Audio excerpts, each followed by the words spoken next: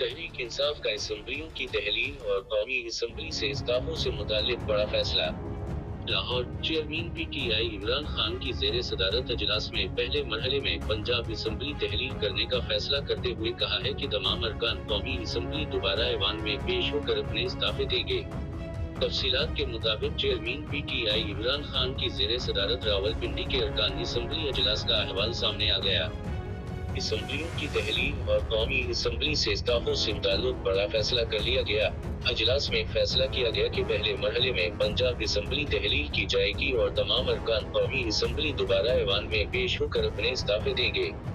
ज़राया ने बताया है कि पीटीआई ने एहतजाजी तहरीक को इंतखाबी मुहिम में भी तब्दील करने का फैसला किया है। इजलास में फैसला किया गया कि दूसरे मरहले में खैबर पख्तूनख्वा असम्बली तहलील होगी, जबकि अरकान की पंजाब असम्बली की तहलील और कौमी असम्बली से दोबारा इस्तीफों के फैसले की दुरुस्त कर दी गई।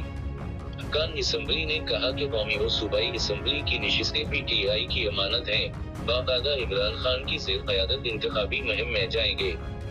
उस मौके पर पीटीआई चेयरमैन का कहना था कि पीटीएम हुकूमत की गैर मौसर पॉलिसियों ने मुल्क नाकाबिल तलाफी नुकसान पहुंचाया। पाकिस्तान बदतरीन मुआशी बहरान से दूचार है। इमरान खान ने कहा कि मुआशी और सियासी बहरान से निकलने का वाहिद रास्ता जल्द शिफाफ इंतखाबात हैं।